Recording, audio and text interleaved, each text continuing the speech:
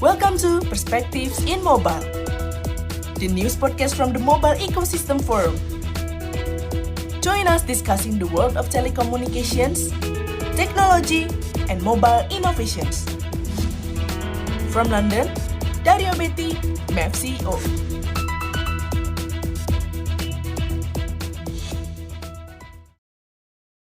Hello, everybody, and welcome. Today is another podcast for Perspectives. The Mobile Ecosystem Forum likes to look at what people are thinking about, some of the key topics, debate, etc.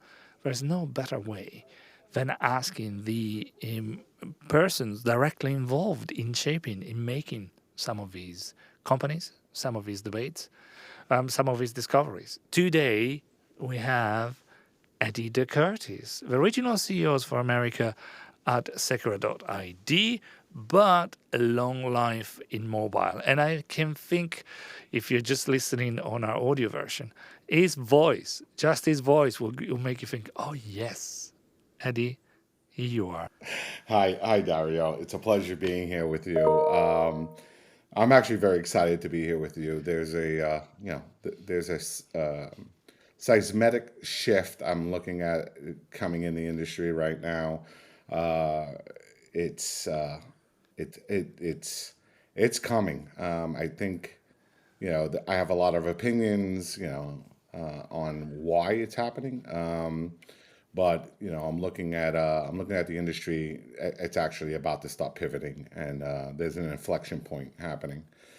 So as you know, for some people who don't know me, I've been in the industry for about 30 years. Started out in paging. That's how I got into telecommunications. Went to, went to school, I should say, with some of the, founders of the industry, guys like, had the opportunity in my career to meet with people like, Craig McCaw, McCaw Cellular and such, people in I learned SS7 from the guy who literally wrote the book on SS7, just incredible. Learned roaming from the guy who invented roaming. It's just crazy history of and how lucky I was. Right, I was very, very lucky. Built wireless networks, project managed wireless networks, worked on billing systems, worked in messaging, both really, really in depth and on peripheries in some cases. So I had a great career in learning not learning a lot about a lot of pieces of how wireless just works, right?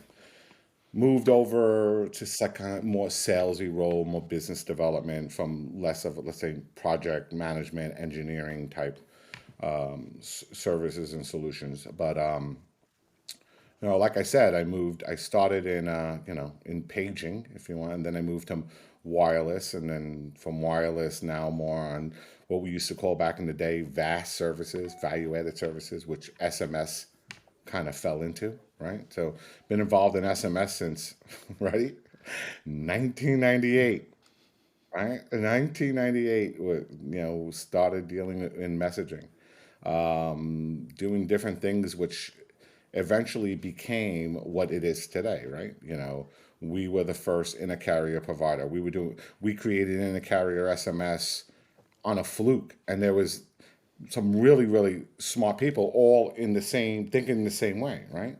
I remember one time I did intercarrier SMS back in 1998, and I always tell this story because intercarrier SMS or peer-to-peer messaging put my kids through college, right? So I did it over a weekend testing, a service, and not thinking anything of it. I walked into my Monday morning meeting with my, the management meeting. I said, "Hey, guess what I did this weekend?" And explained it. And my head of marketing goes, "Should we do a press release on that?" And I was like, "Nah, no one's ever going to use it." My daughter's going to med school next year, so a lot of people have used it, right? So there's a lot of fun things, a lot of great people in the industry, So I spent a lot of time doing a lot of things. Let's take some of that apart. First, I like the start, you say these times are different. You say, oh, these Hmm. things are shaping, changing. Hmm. What about the years of a paging? Did people realize that paging was a big thing at the beginning, and did they realize that things were gonna, close off very quickly because paging came and almost went? How did you leave that time? I, I really, it's funny you asked that question. So at the time, I worked for PageNet, which was the largest paging company in the world. It had 10 million subscribers. I mean, I need you to think 10 million 10 million. subscribers. I know markets that have 10 million people in a market, right? That are on mobile network, mobile Yeah. mobility, right? There was one um, Europe was not as Europe moved to mobility a lot quicker, or the rest of the world moved to mobile phones a lot quicker than from paging than the United States. And why? Because it took you years, months to get a home phone. And in the U.S., you wanted a home phone, you picked up the phone, you called the telephone company and said, "Hey, I need a mobile phone," and not a mobile phone, I needed a home phone, and you had it in a day or two, right? Hmm. In the rest of the world, it took forever, right? There was lines, what the reasons, right? All behind that. So everybody moved to mobility and mobile phones a lot quicker. Like when I moved to Austria to work with a company, Metro Media, they had a bunch of paging companies, but there was 5 cell phone companies already, and I got a cell phone back in 1998 a lot faster than I got a lot faster than I would ever get a home phone. So it was different. It was just a different market, right? So back in those days, the 90s, the early 90s, paging was, that was the answer. Everybody had a pager, well, not everybody, but 10 million people, and there was other competitors out there that had paging. Then there was nationwide paging. Then there was alphanumeric paging, and that's the way you kind of communicated. So you got a page, you found a phone, a pay phone or whatever, and you returned the call, right? And then when you got into alphanumeric, they were sending you, the precursor of SMS, right? You were getting, and you can have up to like 250 characters. It was, you could do a lot with it, right? Then everybody was like, well, it was at the 900 megahertz band, right? So it was sitting in a band that penetrated buildings, that had great coverage. You always got your page, except if you worked. One of the customers for PageNet was Northrop Aerospace, right? And Okay. Northrop was building the B-2 bomber. And I got a phone call one day going, every time I walk into this room, my pager goes out of service. And I'm like, you're walking into a Faraday room, right? You're walking into a room that is a black, secure room. Of course, you're not going to get your pager, right? But they never had to worry about walking anywhere within the building or any building because the penetration was so great. And cellular had a bunch of, CDMA didn't work. For the first number of months it rolled out, that when I mean didn't work, there was a lot of challenges, right? Paging was at an 800 megahertz band, 450 megahertz band. There was all these different like frequencies that had either good propagation and lousy penetration, or good penetration and lousy propagation, right? So Hmm. there was all those challenges. And I will never forget the founder of PageNet, a guy by the name of George Perrin, and others. They would say, well, here's all the problems with mobile, right? Here's all the problems with mobility. Here's all the problems with mobile phone. You can't use it in a building. There was all, basic marketing hype around it. But I was at a company event, and I was sitting next to a consultant that came from Europe. And this was the first time I ever heard about SMS. He said, there is a service called SMS that right from your mobile phone, you can send a message to somebody on the network. So why would you need a pager to do that? And I went, I didn't know. This is like 96, 97 time frame, right? And I'm like, really? I go, uh-oh, we're in trouble. And then paging moved to two-way paging. You had companies like SkyTel and BlackBerry and such. And then, Sprint launched AT&T, or McCaw Cellular, it then became eventually AT&T. I have a big picture on my wall that looks at the all the operators in the United States that literally turned into 4 operators, now 3, right? Even though there are regional carriers. So there was all this stuff that was coming out and it was expensive. And then all of a sudden the prices started dropping. And then the digital one rate came out with AT&T where you paid one rate and everything was unlimited. And then all of a sudden everybody started following suit. And networks just expanded, exponentially. I remember, building out a company called Tritel, which was Suncom, which was an AT&T affiliate, and it was all part of that digital one rate plan. So all of a sudden, the regulations, and when I mean the level of competition exploded, prices dropped, and everybody moved from having, a pager to a cell phone. So originally you had a cell phone and a pager, and then all of a sudden you had just a cell phone. Now there's some rare cases that I've seen people with pagers, medical, first responders, et cetera, are more inclined to be in that paging business. But you watch the paging business literally collapse as the number of carriers in the United States grew and as the price cost dropped. So all of a sudden you went from phone call, messaging, you could do everything. People were inclined to do, making phone calls, sending and receiving. And then, we had bundles, and all of a sudden then we had unlimited, and then Metro PCS launched and said unlimited messaging, and then everybody followed because, I remember the days you would hear people go, yeah, my phone bill was $50, but my usage, because my kids started sending text messages, kids that were, made my bill like $700. Then Metro launched and gave messaging away for $5 a month, and then eventually rolled it up into the bundle. And then all of a sudden, everybody followed suit, and then that was just the death of paging. So all in all, the more you're talking about paging, the more I'm thinking paging gave way to SMS. Long live SMS. A lot of MEF members are very happy with SMS, and they still see it incredible growth, despite many people go and say, it's the end of. But Eddie, you just say that things are changing. Is SMS changing? Are things happening there?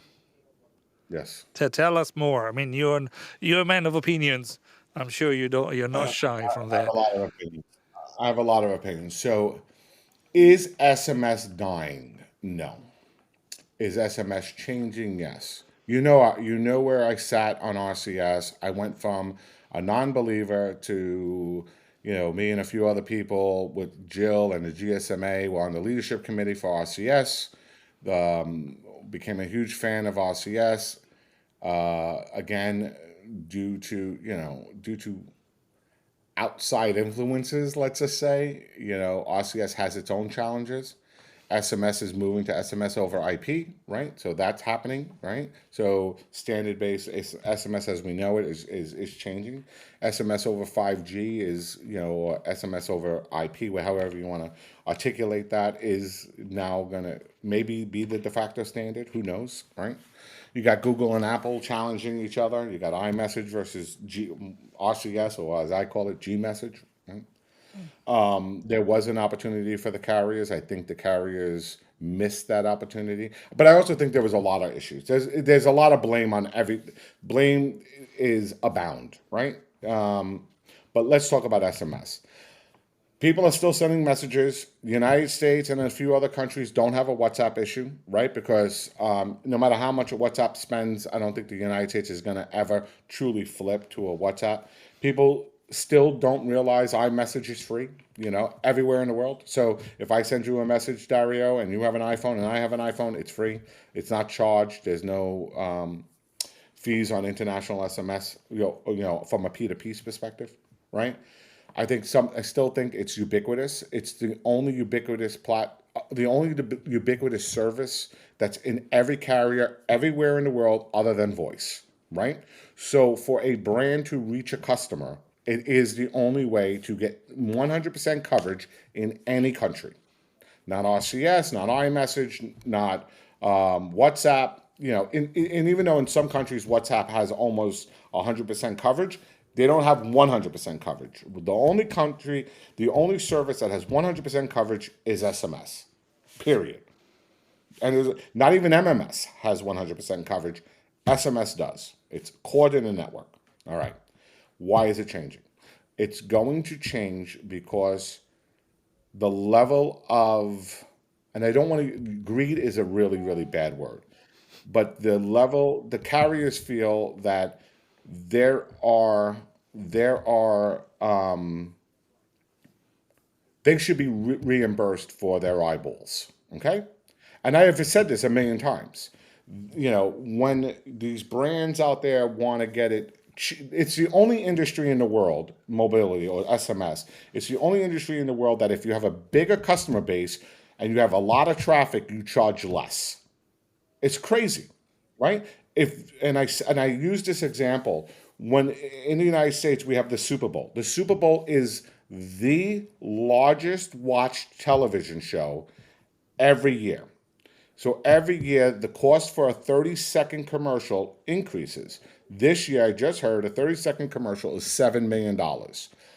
Google or Apple, Meta, or the largest companies in the world, ever walked into CBS, who's rolling the Super Bowl, and say, I'm the biggest company in the world, more people want my products, I'm not going to pay you $7 million for a 30-second commercial, I'm going to pay you whatever I feel I want to pay you. I'll pay you $5 million. And CBS is going to turn around and say, no, it's just never going to happen. They're not going to get a break.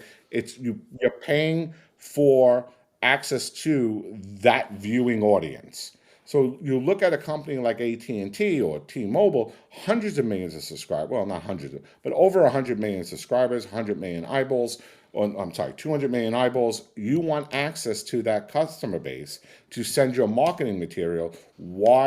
If I'm going to send a lot of messages, is the rate cheaper than it would? So in an advertising standpoint, it's kind of backwards, I believe.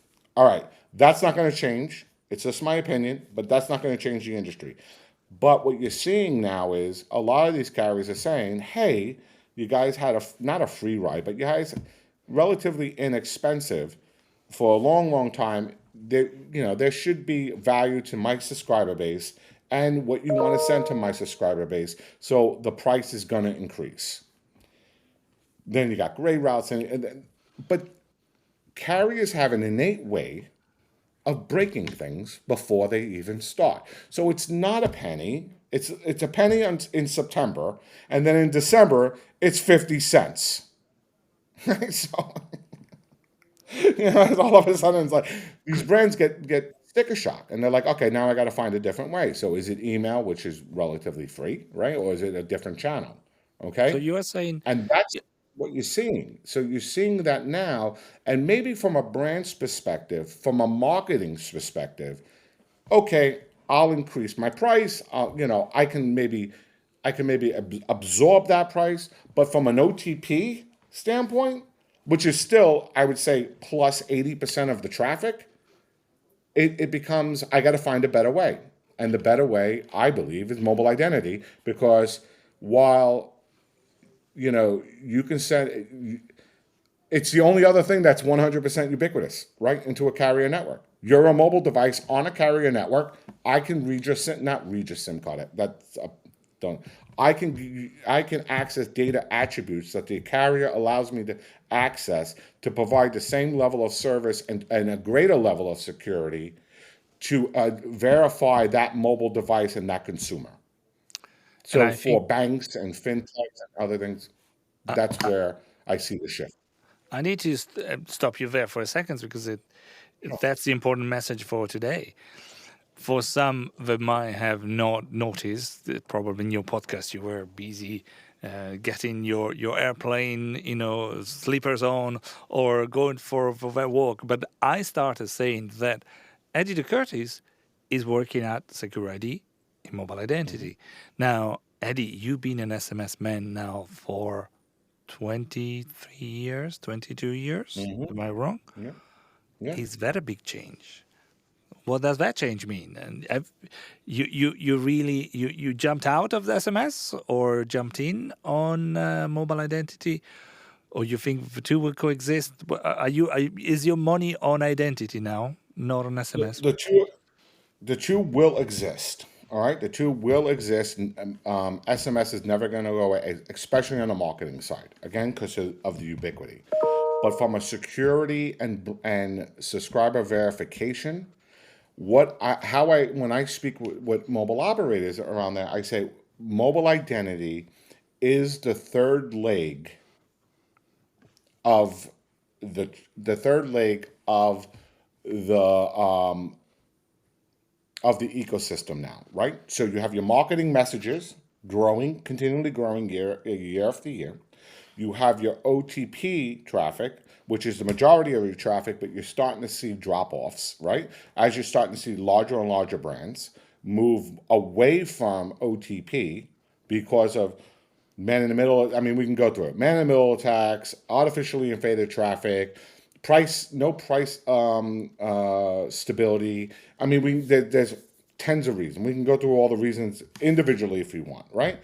Well, what is going to make up for that drop in traffic? Well, I'm not asking you to make up that drop in traffic because you're going to pick up the increase on the mobile traffic I'm sorry, on the marketing traffic. Let's add mobile identification, mobile ID, not to offset it, but more to complement it. So when you have brands that are still using OTP, great. But when you have brands that are looking to move away from OTP, you don't want them moving to email, and you don't want them moving to some other authentication channel. There is nothing more secure than the SIM card that's in this phone. The SIM card is the same SIM card that sits on your credit card, right?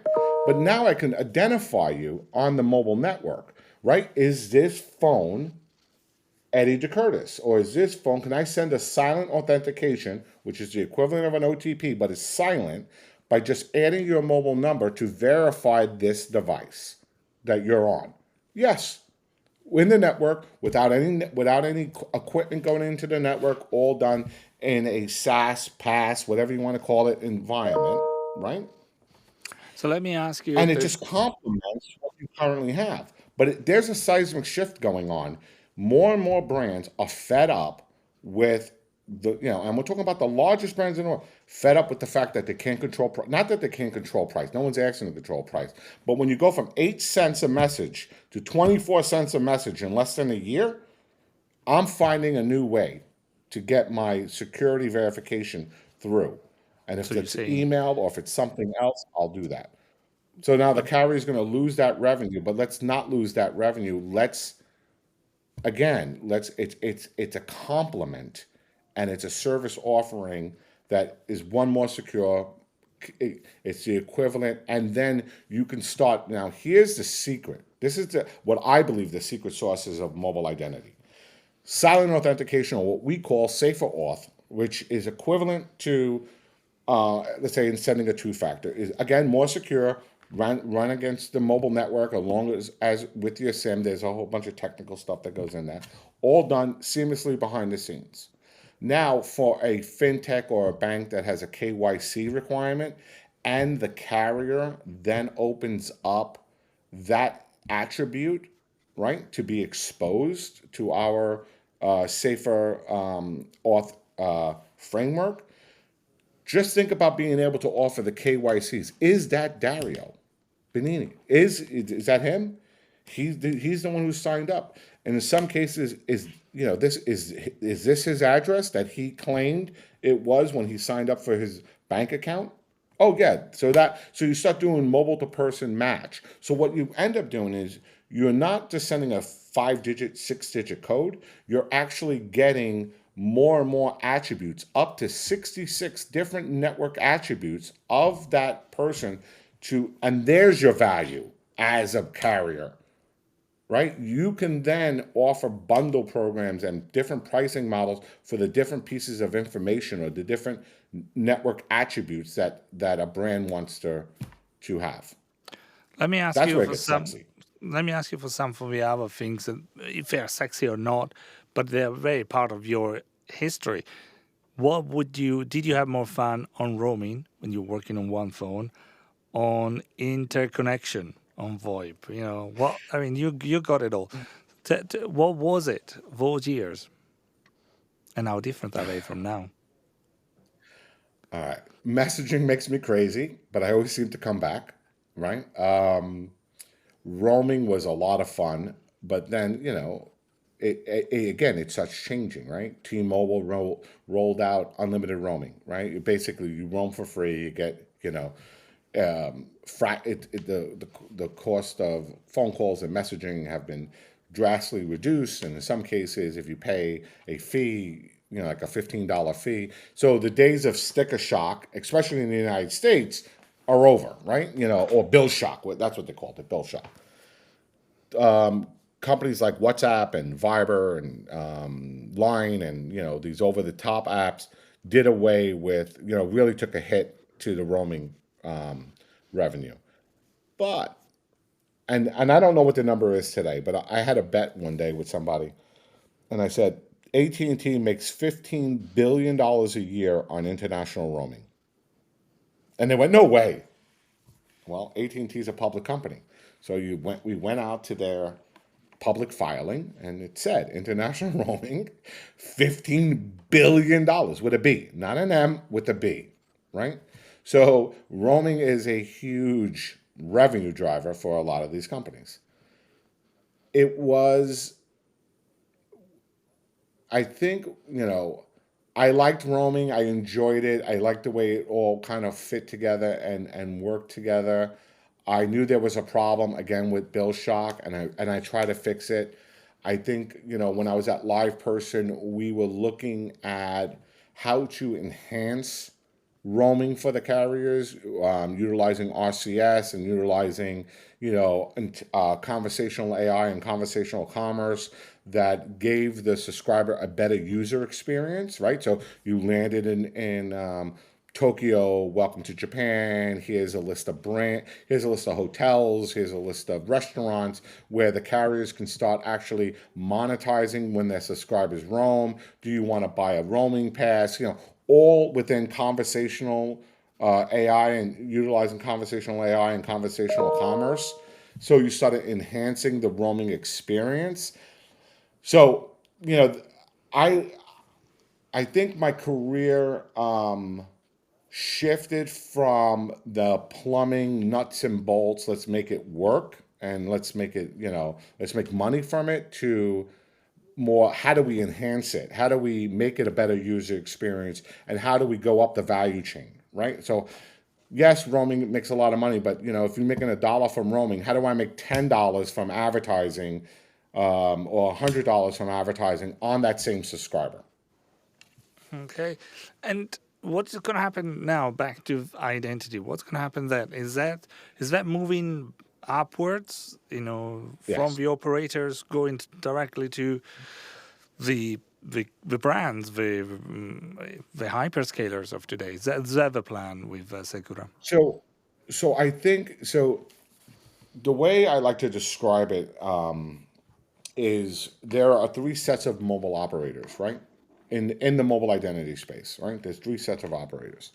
There's the sophisticated carriers, right? The guys who have their own API platform, the AT&Ts of the world, the Verizons of the world, T-Mobiles of the world, O2, the ones you would have